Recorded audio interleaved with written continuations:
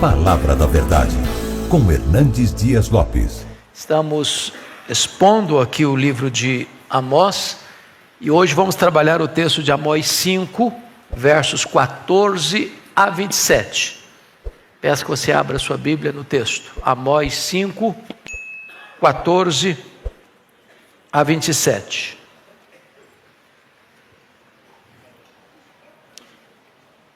O texto diz o seguinte, todos aí sintonizados?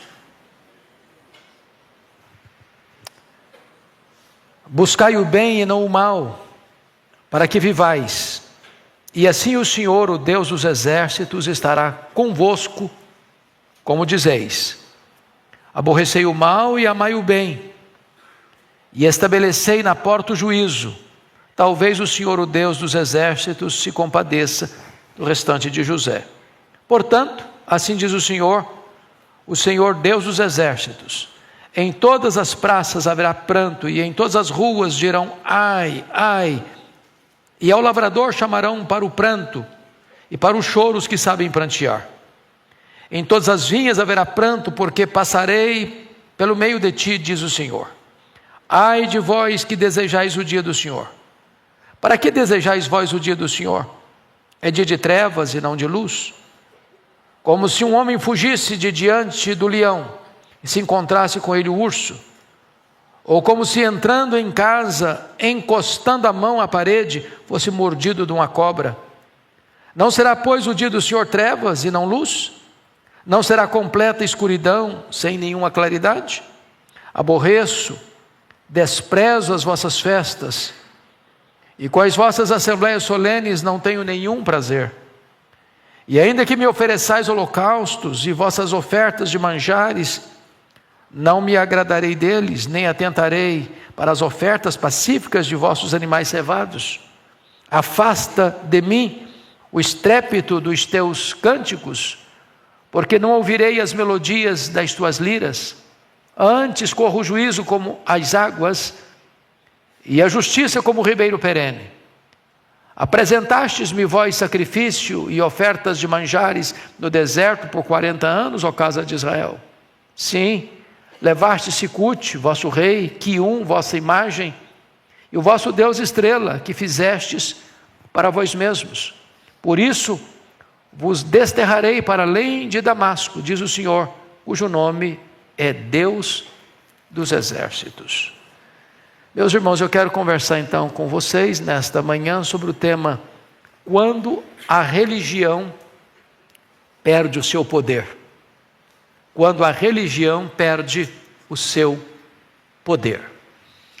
Bom, nós não poderíamos começar esta fala a não ser retrocedendo a Salomão. Vocês bem sabem que Salomão começa muito bem o seu reinado de 40 anos, mas encerra o seu mandato de forma trágica. Trágica. A Bíblia chega a dizer que ele amou as suas mulheres e ele desprezou a Deus.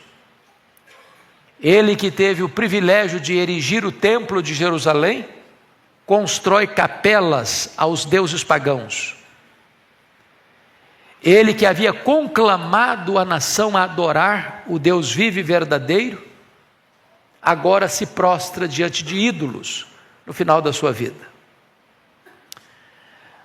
Ele que, recebendo a orientação de Deus, como deveria ser um monarca em Israel, lá em Deuteronômio 17, quebra todos os princípios estabelecidos por Deus, multiplicando para si cavalos, pondo a sua confiança no exército e não em Deus, multiplicando para si ouro, confiando na riqueza e não em Deus, multiplicando para si mulheres, portanto, curvando-se aos muitos deuses dessas mulheres com quem contraiu o matrimônio.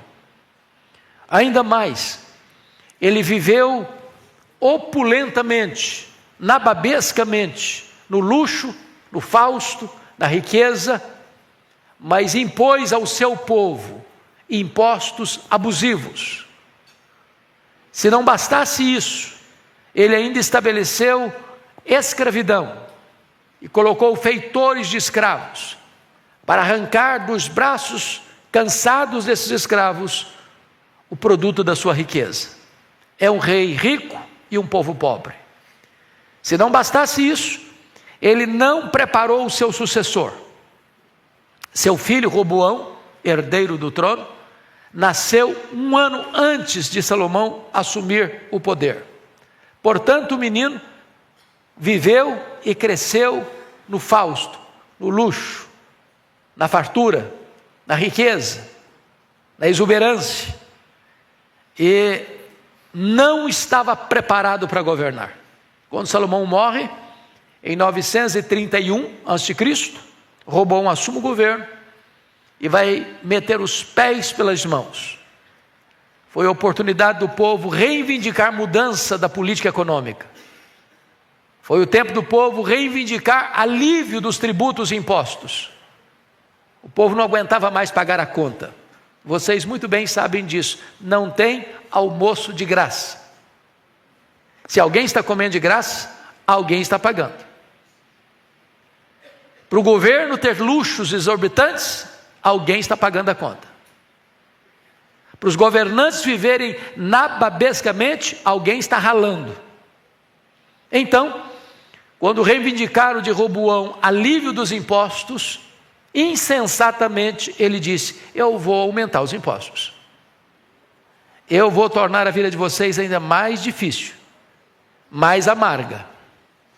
Se meu pai afligiu vocês com chicotes, eu vou afligir vocês com escorpiões. E isso levou uma rebelião das 10 tribos do norte, formando um outro reino, o reino de Israel, conhecido como Reino do Norte, às vezes chamado de Efraim, cuja capital mais tarde veio se tornar Samaria. Esse Reino do Norte durou 209 anos, começando em 931, com a morte de Salomão, até o cativeiro assírio, que ocorreu em 722 a.C. Nesse período de 209 anos, no Reino do Norte, um fato aconteceu. O rei que liderou esta cisão, o rei cismático chamado Jeroboão, denominamos de Jeroboão I, porque mais tarde vai ter um segundo Jeroboão, da dinastia de Jeú, que governou 41 anos, mais longo governo do Rei do Norte.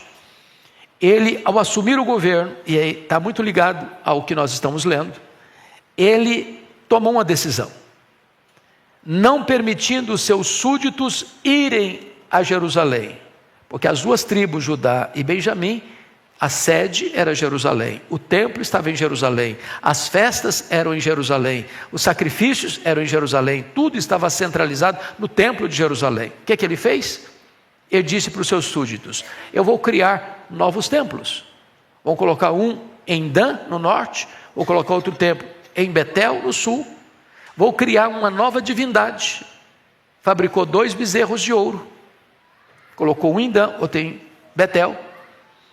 Estabeleceu novo culto, novos sacerdotes, nova liturgia. E todos os 19 reis que governaram, de Jeroboão I até Oséias, que foi o último rei de Israel, todos, sem exceção, andaram nos caminhos de Jeroboão. Ou seja, nunca a idolatria ou a adoração aos bezerros de ouro cessou em Israel. Todos eles. Quem foram esses 19 reis? Jeroboão I, Nadab, Baasa, Elá, Zinri, Onri, Acabe, Acasias, Jorão, Jeú, Jeoacás, Jeroboão I, Jeoás, e agora entra Salum, Menahem, Pecaías, Peca e Oséias. Esses 19 reis, em 9 dinastias diferentes, se considerarmos Zinri, que só governa uma semana como uma dinastia, são 9, se tirarmos fica 8. Todos eles andaram nesse caminho de idolatria, todos. Vale destacar ainda que desses reis, vários deles foram assassinados. Nadab foi assassinado, Elá foi assassinado, Acabe foi assassinado, Jorão foi assassinado.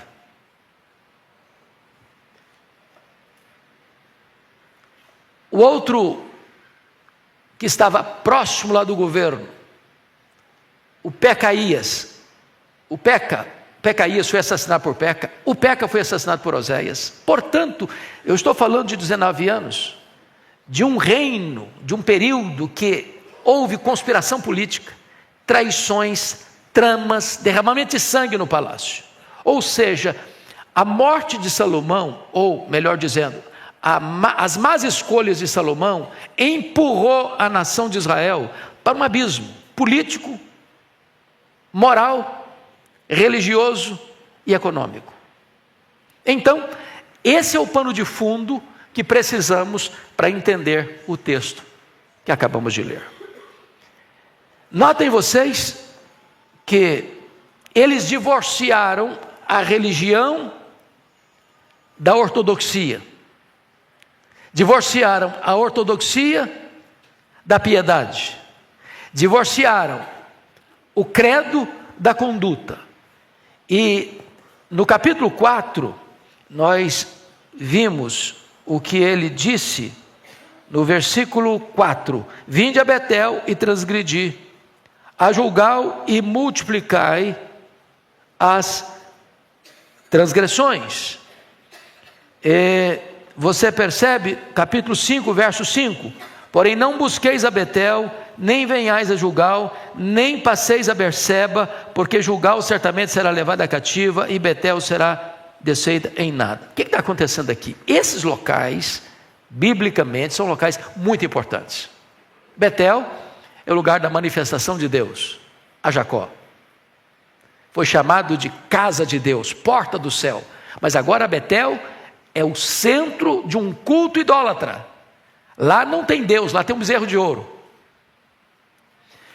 E o que é Berseba? Berseba é o local onde os patriarcas Abraão, Isaque e Jacó escutaram promessas de Deus. Eu estou com você, eu estou com você, eu estou com você. Agora Berseba, Deus dizendo: eu não estou com vocês, eu não estou com vocês, eu não me associo à idolatria de vocês. O que é Gilgal? Gilgal é o local onde o povo, entrando na terra, fez aliança com Deus, onde cessou o maná e começa a comer dos frutos da terra, e onde eles têm grandes conquistas e vitórias. E Deus está dizendo agora: Gilgal não é lugar de vitória mais não, Gilgal agora é lugar de desterro, eu vou levar vocês para o exílio. Então, esse é o pano de fundo dessa religião que perdeu o poder. O que é isso? Uma religião sincrética. O que é uma religião sincrética? Eles estão adorando o bezerro de ouro, eles estão adorando deuses pagãos, achando com isso que estão adorando o Deus vivo e verdadeiro. Então, vamos ao primeiro ponto. Estará Deus conosco mesmo em Berseba? É a pergunta do profeta. Veja comigo, em primeiro lugar, uma presunção arriscada, versículo 14. Leia comigo o versículo 14, toda a igreja. Buscai o bem e não o mal, para que vivais. Assim o Senhor, o Deus dos exércitos, estará convosco, como dizeis. Então preste atenção. Assim o Senhor estará convosco, como dizeis. Estão dizendo: Deus está conosco, Deus está conosco, Deus está conosco. Mas o que é que eles faziam? Eles buscavam o mal e não o bem. Então preste atenção nisso. Deus não tem promessas para aqueles que estão na desobediência. Deus não promete estar conosco quando nós estamos na contramão do seu propósito. Deus não promete estar conosco quando nós estamos em flagrante e aberta desobediência aos seus mandamentos. Deus não está conosco quando nós estamos praticando o mal e não o bem. Mas eles acreditavam nisso, que Deus estava com eles. Olha o versículo 18, onde eles olhavam para frente. Ai de vós que desejais o dia do Senhor, Para que desejais vós o dia do Senhor? É dia de trevas e não de luz. Ou seja, não há maior perigo para uma religião ou para um adorador do que, fazendo o que Deus proíbe, ainda pensar que Deus está com ele. Segundo aspecto, um despreparo inegável. Amós não podia apoiar esse otimismo do povo. Em outras palavras, eles queriam subornar a Deus com a religião deles, que era idólatra, bezerro de ouro, culto falso, sacerdote falso, templo falso, liturgia falsa, culto falso, achando que com a abundância dos sacrifícios que eles traziam, que isso poderia subornar a Deus para estar com eles. Estão despreparados, eles não estão entendendo exatamente. E se você perceber nos versos 14, nos versos 15 e nos versos 16, Deus se apresentou do mesmo jeito: eu sou o Senhor Deus dos exércitos, eu sou o Senhor Deus dos exércitos, eu sou o Senhor Deus dos exércitos, ou seja, eu sou o Deus Todo-Poderoso. Então não me desafiem, não tentem me subornar, não tentem me enganar com um culto falso. Esse otimismo de vocês é um otimismo completamente perigoso. A tranquilidade de vocês não oferece para vocês qualquer segurança. Mas mais, Deus agora revela um choro profundo, versículos 16 e 17. Ou seja, em vez de segurança, em vez de estabilidade espiritual, o que Deus está dizendo? Versos 16 e 17, leia comigo aí esses dois versículos, toda a igreja comigo. Portanto, Deus dos exércitos, em todas as praças haverá pranto, em todas as ruas dirão ai, ai, e ao lavrador chamarão para o pranto, e para o choro os que sabem prantear. Em todas as vinhas haverá pranto, porque passarei pelo meio de ti, diz o Senhor. Então o que está acontecendo aqui? Não tem mais negócios na cidade, não tem mais labor no campo, o choro está na região rural, o choro está nos centros urbanos. Por quê? Porque essa região, esse reino do norte, vai ser levado cativo, como escravos, pela Síria, e vão se dispersar por lá. Então a falsa segurança deles revela a cegueira espiritual deles, porque eles estão praticando uma religião falsa, achando que com isso estão seguros. O juízo será o quê? Inescapável. Olha a figura que Amós usou para esse juízo inescapável no versículo 19. Ele é um cara rural, vocês sabem disso. Amós era um boiadeiro e um colhedor de sicômoros, um agricultor. Então ele vai usar figuras da região rural. Então confira comigo o versículo 19, leia o verso 19 comigo. Como se um homem fugisse de diante do leão, se encontrasse com o urso, ou como se entrando em casa, encostando a mão na parede, fosse explodido por uma cobra. O que ele está dizendo com isso? Não tem escapatória. Pensa comigo um camarada que enfrenta um leão, e consegue escapar do leão. Ok, conseguiu escapar do leão, tem um urso com a boca aberta para pegá-lo. E ele correu e se livrou do leão. Chegou em casa ofegante, botou a mão na parede: que bom que eu cheguei em casa. Uma cobra vai lá e pica o cara. Ou seja, não tem escapatória. O juízo de Deus virá sobre as 10 tribos do norte, sobre o território de Israel, inescapavelmente. Essa é a ideia aqui do texto. Pois bem, e ele enfatiza de novo a falsa esperança do povo, versículo 18 e versículo 20. Leia o 18 comigo, por favor. Ai de vós que desejais o dia do Senhor. Para que desejais vós o dia do Senhor? É dia de trevas e não de luz. Versículo 20. Não será, pois, o dia do Senhor trevas e não luz? Não será completa escuridão, sem nenhuma claridade? Então veja você que eles estão o quê? Desejando o dia do Senhor, achando o quê? Que esse dia vai ser o dia de luz. Irmãos, preste atenção nisso. não tem nada mais perigoso do que o auto-engano. Não tem nada mais perigoso do que você achar que está tudo bem, quando não está tudo bem. Não tem nada mais perigoso que alguém confiar numa base falsa, uma falsa religião. Eles estão olhando para frente, ardentemente desejando o dia do Senhor, como se fosse um dia de luz. Deus disse: não, esse dia não vai ser de luz para vocês. Vocês estão confiando numa base falsa, vocês estão professando uma religião falsa, vocês estão tendo uma esperança falsa, vocês estão tendo uma confiança falsa, vocês estão iludindo a vocês mesmos. Esse dia do Senhor não será de luz, ele virá sim, mas será dia de trevas, de choro. Vocês serão apanhados inescapavelmente pelo juízo de Deus. Lá no capítulo 4, versículo 12, Deus já tinha alertado: prepara-te, ó Israel, para te encontrares com o Senhor teu Deus. E eles estão achando que esse encontro vai ser o dia maravilhoso deles, e Deus: não, vai ser o dia de trevas, que vocês não estão confiando em Deus, vocês estão tendo uma religião de presunção e não de realidade. Agora, por que será um dia terrível para eles? É curioso isso aqui. Leia o verso 17 comigo de novo. Vamos juntos? Em todas as vinhas haverá pranto. Por quê? Porque passarei pelo meio de ti, diz o Senhor. Por que eles estão em desespero?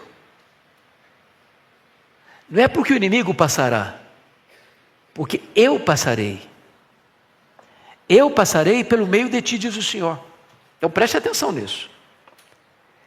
Que Deus vai passar no meio deles naquele dia de trevas, de escuridão? O Deus do juízo. Deus é fogo consumidor. Horrenda coisa é cair nas mãos do Deus vivo. O que o homem semear, isso ele ceifará.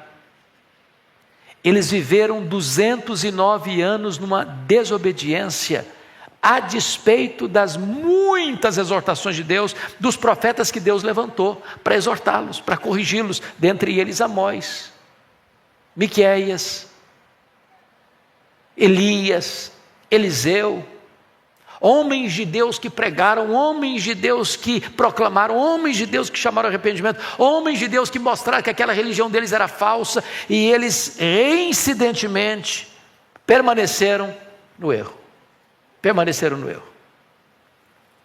Portanto, a presença de Deus para eles será de juízo e não de livramento. Mas vamos ao segundo ponto, as implicações de estar com Deus e andar com Ele. Então, primeiro ponto, a necessidade imperativa de fazer o bem, versículo 14. Volta o olhar comigo para o versículo 14. Buscai o bem e não o mal, para que vivais, e assim o Senhor Deus dos exércitos estará convosco. Então, note que buscar o bem tem um aspecto positivo e um negativo. Quando você busca o bem, você não busca o mal. Quando você ama o bem, você odeia o mal, porque o verso 14 diz: buscai o bem. No verso 15 diz: aborrecei o mal. Então não dá para você amar o bem e não aborrecer o mal. Porque tem gente que acha que você deve amar o bem, mas você não deve aborrecer o mal. Não, o mal, deixa o mal. Não, você tem que aborrecer o mal. Você não pode ver uma coisa errada e ficar passivo, complacente. Ficar neutro, em cima do muro, uma zona cinzenta. A necessidade de nós nos posicionarmos é grande. Quando você vê o mal prosperando, quando você vê a violência prosperando, quando você vê a corrupção prosperando, quando você vê a idolatria prosperando, quando você vê as coisas acontecendo pelas avessas, seja na questão política, econômica, social, moral, espiritual, isso tem que provocar em você uma angústia, uma revolta interior. Lembra quando Paulo chegou em Atenas? Está lá em Atos 17, versículo 16, que o espírito dele se revoltou por causa da idolatria predominante, reinante. na cidade. Às vezes nós olhamos como um turista, olha, que bonito, tira foto, faz filme, mas aquilo não revolta a gente, que não gera dentro de nós uma ebulição emocional, que não mostra uma reação moral. O texto está dizendo, você ama o bem, mas você odeia o mal. Agora preste atenção noutra coisa. Aborrecei, versículo 14 e 15, buscai o bem e não o mal, para que vivais, assim o Senhor Deus dos exércitos estará convosco. Aborrecei o mal e amai o bem. Veja você, que antes de ele dizer amar o bem, no versículo 15, ele diz no verso 14, buscai o bem. O que significa isso? Por que ele colocou buscar o bem antes de dizer amai o bem? Por quê? Porque na prática do bem, a ação precede a emoção. Preste atenção, vou repetir.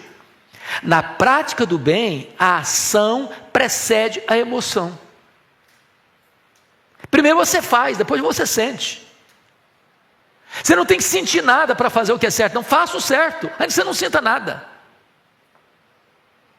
Porque tem gente que quer sentir primeiro. Ele não faz nada porque eu não estou sentindo. Igual o camarada, não, por que você não é dizimista? Eu não sou dizimista porque eu não tenho vontade. Bom, não, você não tem que ter vontade, você tem que fazer. Deixa eu perguntar para vocês honestamente, todo dia, literalmente todo dia, você tem vontade de levantar cedinho para o trabalho? Ou tem dia que você dá vontade, eu falei, gente, mas por que eu tenho que ir para o trabalho hoje? Deixa eu perguntar para vocês, são pais e mães aqui, todo dia seus filhos têm vontade de levantar cedo para ir para a escola? Só dia de prova de matemática? Mas por que eles vão? Por que você vai para o trabalho? Porque o dever precede a emoção, a vontade. Você faz o que tem que fazer, você faz o que é certo fazer.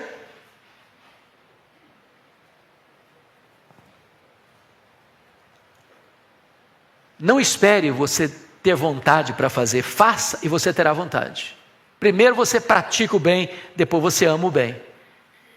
Porque quando você faz, você acaba gostando de fazer. Convenhamos, tem dia que você vem para a igreja por compromisso?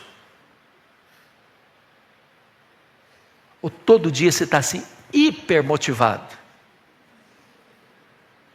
Você conhece aquele fato do rapaz que dormia até tarde e era difícil tirá-lo da cama? E a mãe foi acordar o filho, já grande. Falou, meu filho, acorda, vambora, levanta. Falou, mãe, mas eu não estou com vontade. Mas hoje é domingo, meu filho. Tem que ir para a igreja. Mas mãe, eu não estou com vontade. Me dê pelo menos 2 razões para eu levantar. Primeiro, porque hoje é domingo. Segundo, porque você é o pastor da igreja, varão.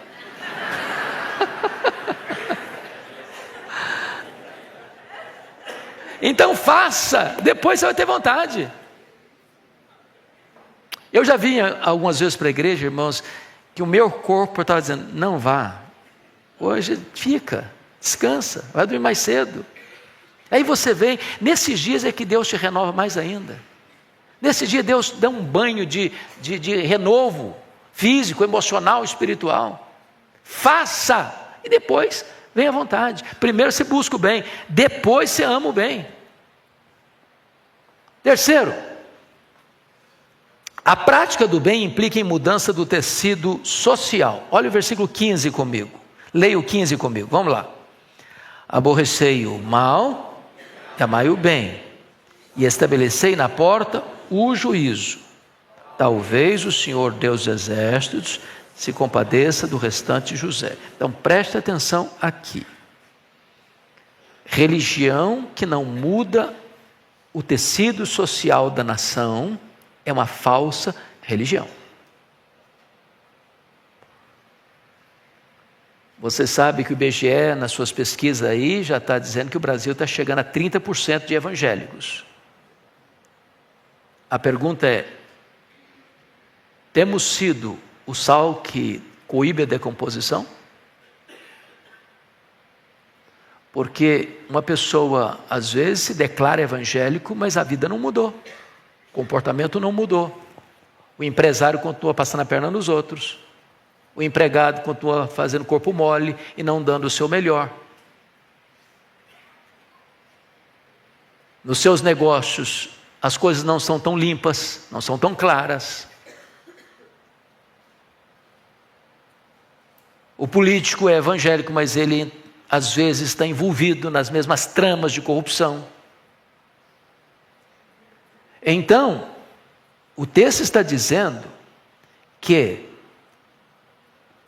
você precisa estabelecer na porta o juízo. E a porta, por que ele está falando isso? Porque naquela época, os tribunais ocorriam na porta da cidade. A porta da cidade era o centro nevrálgico do poder judiciário, onde as causas do povo eram julgadas.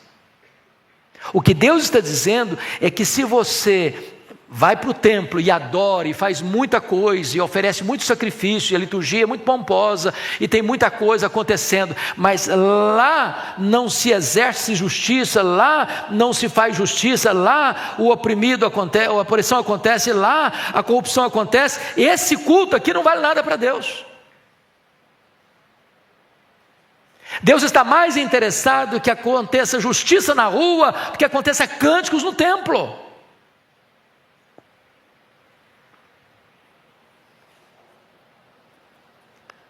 Agora, qual era o problema de Israel?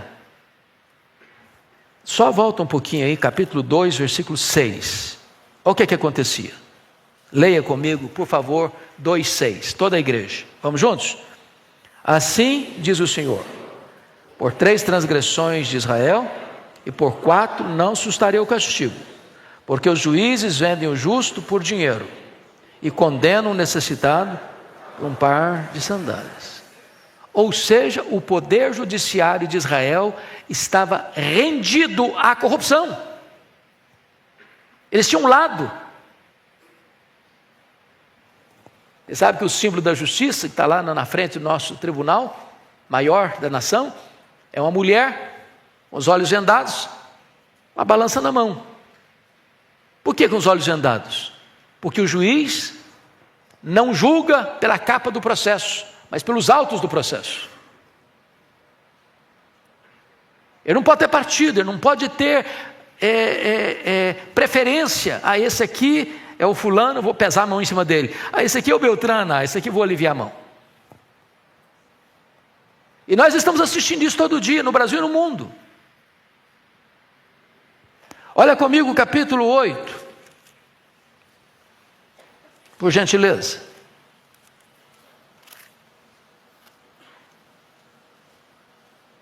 Versículos 4 a 6, leia comigo. O que estava acontecendo lá em Israel? Ouvi isto, vós que tendes gana contra o necessitado, e destruís os miseráveis da terra, dizendo: quando passará a festa da lua nova, para vendermos os cereais, e o sábado, para abrirmos os celeiros de trigo, diminuindo o efa, aumentando o ciclo, e procedendo dolosamente com balanças enganosas, para comprarmos os pobres por dinheiro, e os necessitados por um par de sandálias, e vendermos o refúgio do trigo. Eles estavam comprando os pobres por dinheiro nas cortes. Tinha juiz se vendendo por um par de sandálias, para condenar um pobre, um necessitado, um inocente. E é isso que o profeta está denunciando aqui no versículo de número 15. Volta lá, 5,15. Vamos ler de novo o 5,15. Todos comigo. Aborrecei o mal e amai o bem, e estabelecei na porta o juízo. Talvez o Senhor Deus dos Exércitos se compadeça do restante de José. Ou seja, se permanecer a corrupção, a injustiça, a violência aos direitos humanos lá nos tribunais, não venham querer me subornar com esse culto de vocês, porque eu não vou aceitá-lo. Não vou aceitá-lo. Portanto, a prática do bem produz vida verdadeira. Olha o que está escrito no versículo de número 14. Buscai o bem e o mal para que vivais. Ou seja, procurar o mal e não o bem é para que morrais. A vida, e eu não estou falando de vida física, vida biológica, eu estou falando mais do que isso, de vida espiritual, de vida com Deus, de vida eterna. Então não se separa a religião da prática do bem. Não se separa a teologia de ética. Não se separa a doutrina de vida. Não se separa credo de conduta. É isso que o profeta está aqui nos alertando. Agora, o que é maravilhoso, irmãos, que mesmo quando Deus exerce o seu juízo, Ele jamais deixa de ser gracioso. Versículo 15 conclui assim: talvez o Senhor Deus dos exércitos se compadeça de quem? O restante? De José. Por que ele menciona José aqui? Porque José passou por muitas dificuldades na vida. Na casa do pai. Segundo, no poço. Terceiro, na escravidão. Quarto, na prisão. Quinto, no esquecimento, até se chegar ao trono. E em todas essas fases da vida de José, há um estribilho em Gênesis: Deus era com ele, Deus estava com ele, Deus estava com ele, Deus estava com ele, Deus estava com ele. Onde há retidão, não necessariamente a vida fácil, mas onde há retidão, tem presença de Deus, tem presença de Deus, tem presença de Deus, tem presença de Deus, tem livramento de Deus, tem livramento de Deus, tem livramento de Deus. Outra pergunta do texto. Gilgal era o lugar da herança, onde eles tomaram posse da terra. Gilgal, herança ou exílio? Olha o que vai acontecer com o povo. 5:27, leia comigo, toda a igreja. 5:27. Por isso vos desterrarei para além de Damasco, diz o Senhor, cujo nome Deus dos exércitos. Então, preste atenção nisso. Ele estava dizendo para o povo, capítulo 5, versículo 5: porém não busqueis a Betel, nem venhais a Gilgal. Ir a Gilgal era ir no lugar da bênção, da posse, da herança. Agora ele está dizendo: Gilgal não vai ser lugar da posse, não vai ser lugar da herança, vai ser lugar do exílio, por causa da falsa religião. Então vamos ver como é que era a religião deles. Vamos ler versos 21 a 23, toda a igreja comigo, por favor. Aborreço, desprezo as vossas festas, com as vossas assembleias solenes, não tenho nenhum prazer. E ainda que me ofereçais holocaustos e vossas ofertas de manjares, não me agradarei deles, nem atentarei para as ofertas pacíficas de vossos animais cevados. Afasta de mim o estrépito dos teus cânticos, porque não ouvirei as melodias das tuas liras. Então preste atenção nisso. Deus está olhando a religiosidade deles. O que tinha lá? Abundância de sacrifícios. O que tinha lá? Muitas ofertas. O que tinha lá? Muita música. Para um observador raso, superficial, ao olhar todo aquele aparato, bateria palma para eles. Vocês estão de parabéns. Que cultos maravilhosos. Quantas ofertas, quantos sacrifícios, quanta abundância, quanta música, quantos cânticos, que liturgia linda, que liturgia fervorosa, que cânticos maravilhosos. E Deus olha a mesma cena e usa palavras muito duras: aborreço, desprezo, afasta de mim, não suporto, não ouvirei. Por quê? Porque Deus, antes de aceitar o culto, Ele precisa aceitar quem? O adorador. Antes de aceitar a oferta, Ele precisa aceitar quem? O ofertante. Então, o que se passa aqui dentro desse santuário não é o que agrada a Deus, se a vida que me precede a entrada nesse santuário não está em sintonia com a vontade de Deus. Solene alerta.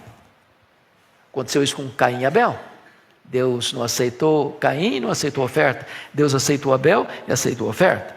Aconteceu isso com Hofni e Finéias, lembram? Estavam numa guerra e eles pensaram, é a Arca da Aliança que não está aqui, vão levar a Arca da Aliança. Aí levaram a Arca da Aliança, já tinham sofrido uma perda de 3.000 homens, agora 30.000 homens morrem, porque o problema não era a arca, mas quem carregava a arca.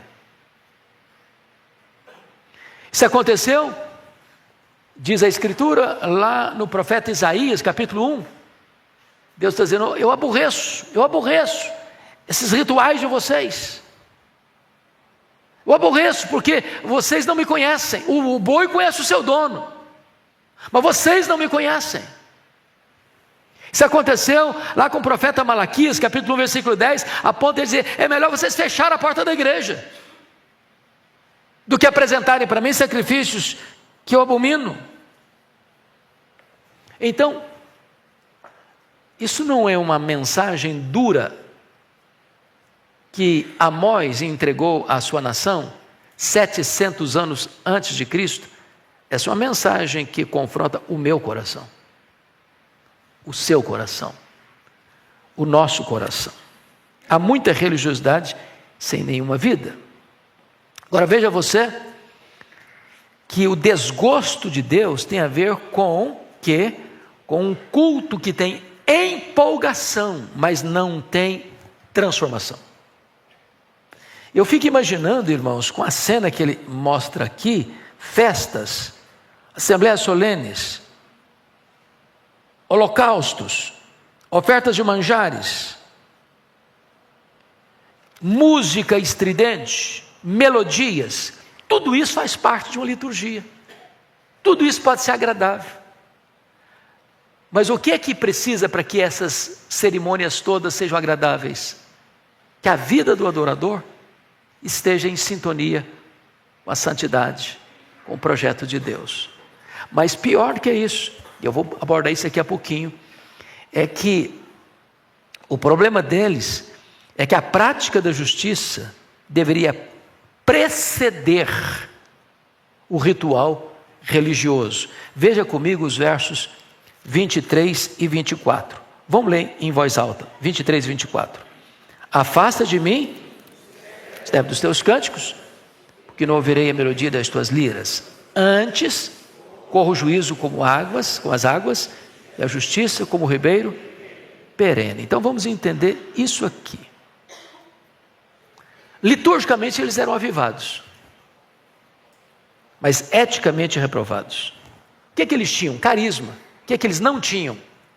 Caráter. Eles cantavam bonito, mas para Deus era um barulho insuportável. O que que Deus estava querendo deles? Mais sacrifícios?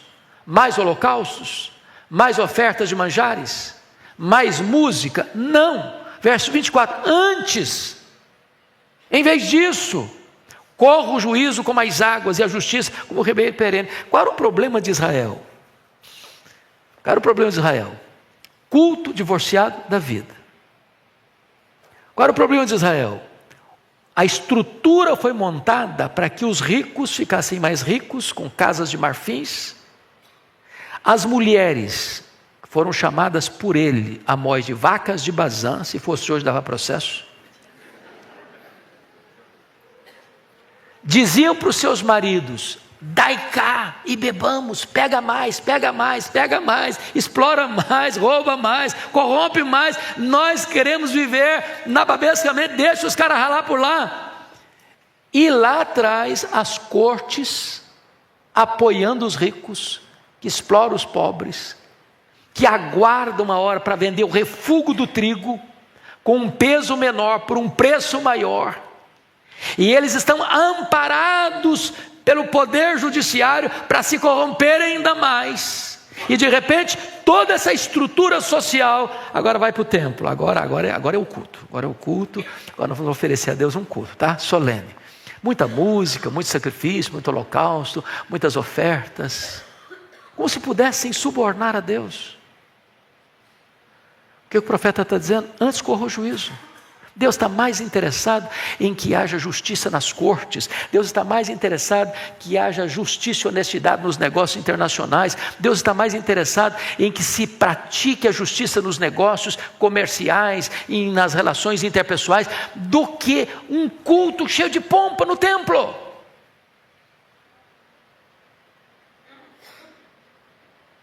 Agora pense comigo, meus amados, que retidão de vida e não abundância de rituais é o que agrada a Deus. Para um pouquinho para pensar na religiosidade evangélica brasileira. Para um pouquinho para pensar. O que você tem visto?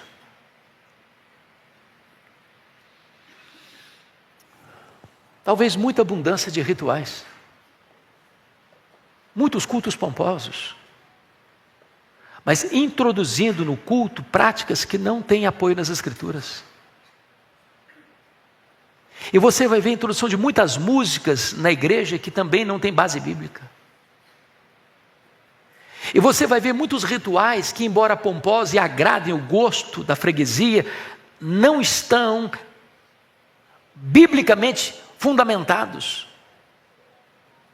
Aí você vai ver também que o comércio se estabeleceu dentro da igreja, que a igreja virou uma empresa, virou uma franquia, onde tem pastor que vende a igreja de porteira fechada, o templo, os membros, os móveis, que a igreja é dele,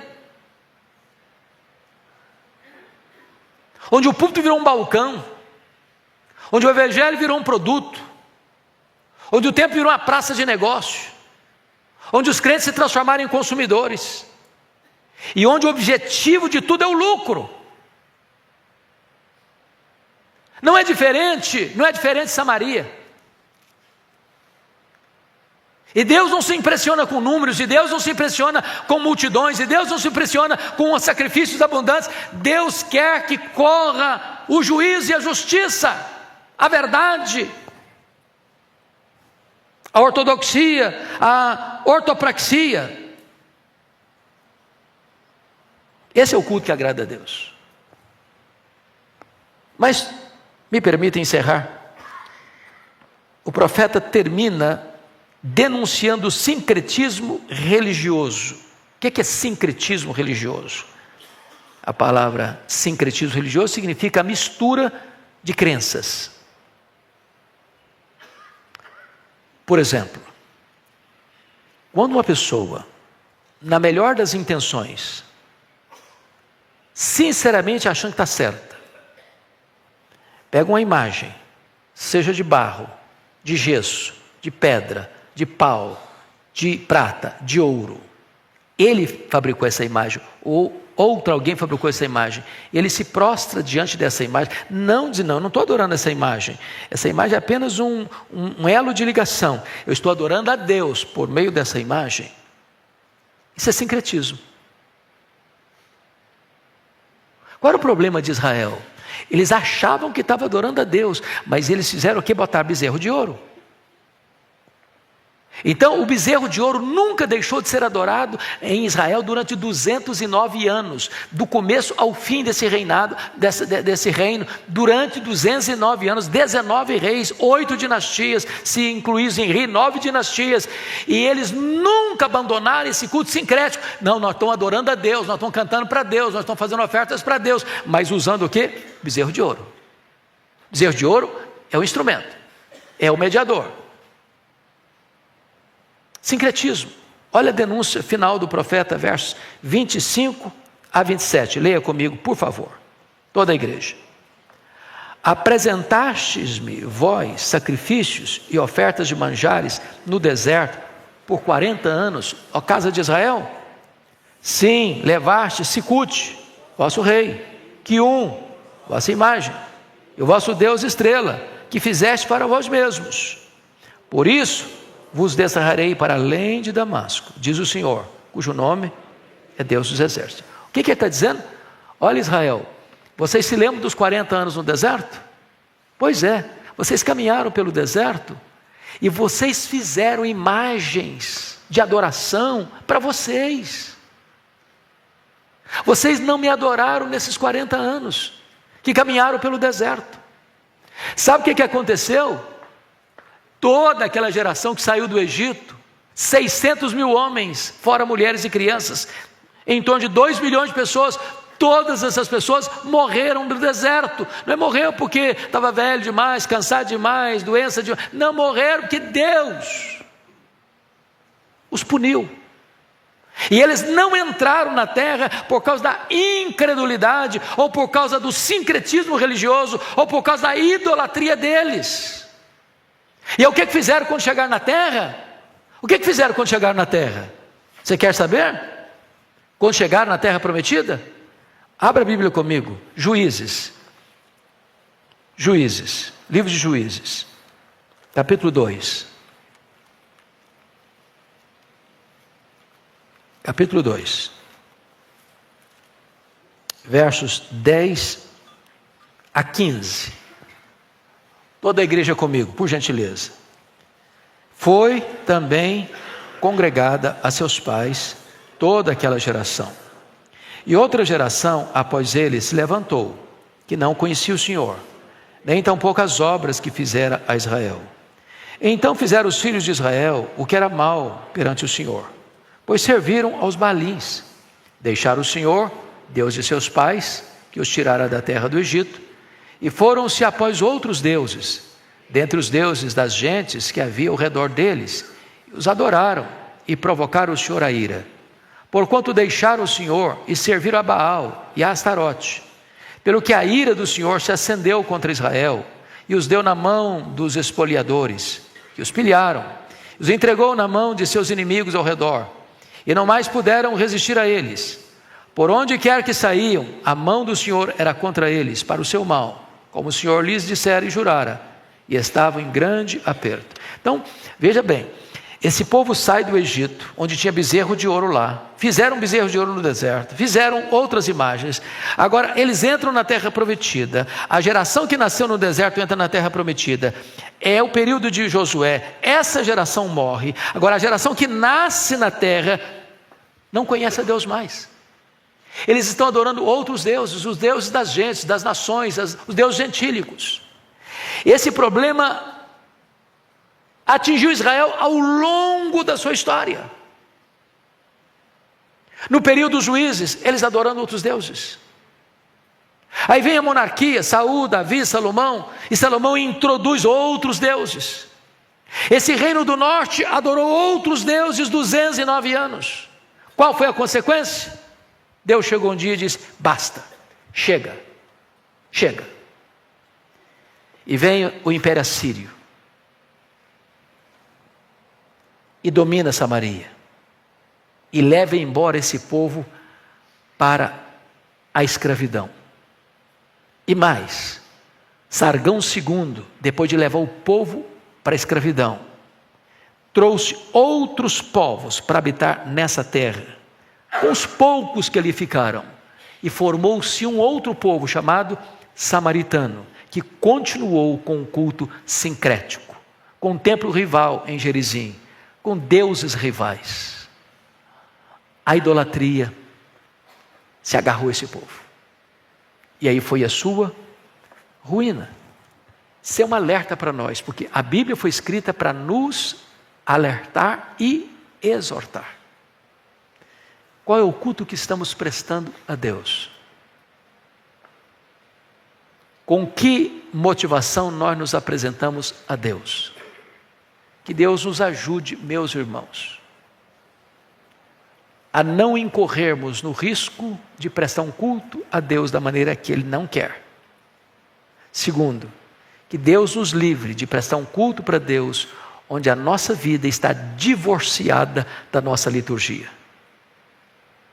Preste muita atenção nisso, Lutero falava isso. Você tem que trafegar do campo para a igreja com a mesma devoção. Culto é o culto racional. que Deus quer, lá na sua escola, lá na sua empresa, lá no seu trabalho, lá na sua família, lá na sua parentela. O culto da vida é o que agrada a Deus. Aqui você vem para adorar a Deus, e o que você faz aqui tem que estar conectado com o que você faz de segunda a segunda na sua agenda. Que Deus nos ajude a entender essa verdade e a fugirmos do culto que não agrada a Deus. Vamos ficar em pé e vamos orar.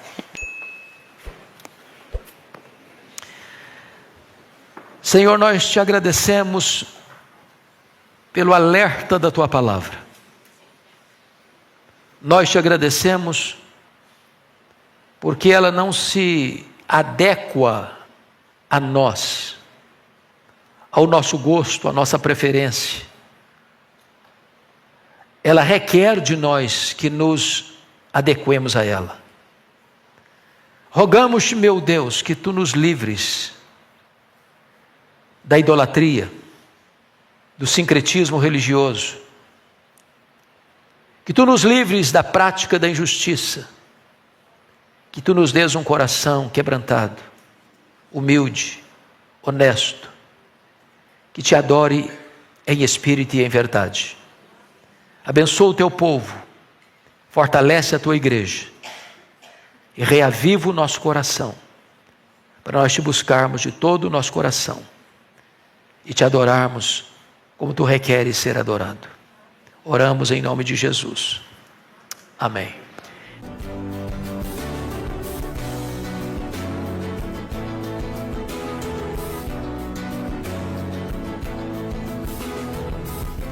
Palavra da Verdade, com Hernandes Dias Lopes.